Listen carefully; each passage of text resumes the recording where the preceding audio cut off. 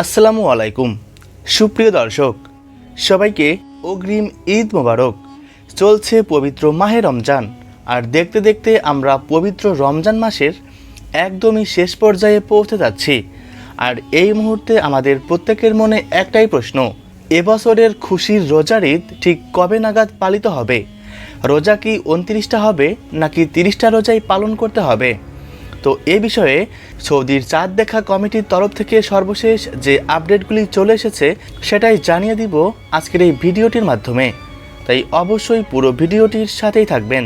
আর এমনই সব গুরুত্বপূর্ণ ভিডিওর আপডেট সবার প্রথমে পেতে হলে অবশ্যই চ্যানেলটিকে সাবস্ক্রাইব করে পাশে থাকবেন। আর বর্তমানে আপনি কোন জায়গা থেকে এই ভিডিওটি দেখছেন সেটা কমেন্ট করতে ভুলবেন না।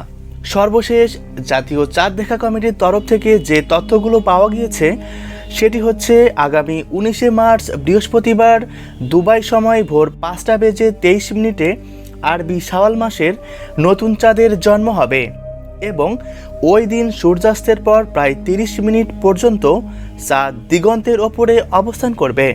যদি আবহাওয়া অনুকূলে থাকে তাহলে ওই দিন সন্ধ্যাবেলায় শাওয়াল মাসের চাঁদ দেখা যাবার প্রবল সম্ভাবনা রয়েছে।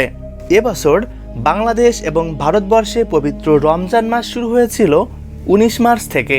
সে হিসেবে রমজান শেষে শাওয়ালের চাঁদ দেখার উপর নির্ভর করে 2026 সালের পবিত্র ঈদ উল ফিতর উদযাপিত হতে যাচ্ছে আগামী 20 অথবা 21 মার্চ, এমনটাই জানিয়েছেন জাতীয় চাঁদ দেখা কমিটি। অর্থাৎ বলা হচ্ছে রোজা ঠিক কবে নাগাদ শেষ হবে এটা সম্পূর্ণই নির্ধারণ করা হচ্ছে চাঁদ দেখার উপর। আর আমরা জানি রোজা শেষে শাওয়ালের প্রথম দিনই পবিত্র ঈদ উল ফিতর উদযাপন করা হয়ে থাকে।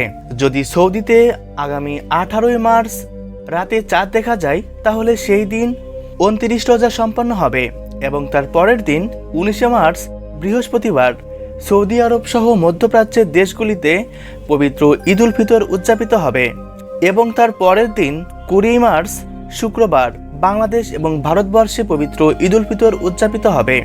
আর যদি কোনো কারণে সেদিন সৌদিতে চাঁদ দেখা না যায় তাহলে 30 রোজা সম্পন্ন হবে। অর্থাৎ শুক্রবার 20 তারিখ সৌদি আরব সহ মধ্যপ্রাচ্যের দেশগুলিতে পবিত্র ঈদ উল ফিতর উদযাপিত হবে আর তারপরের দিন ভারত, বাংলাদেশ সহ দক্ষিণ এশিয়ার বিভিন্ন দেশে পবিত্র ঈদ উল ফিতর উদযাপিত হবে। সুপ্রিয় দর্শক, এই ছিল এখন পর্যন্ত সর্বশেষ আপডেট।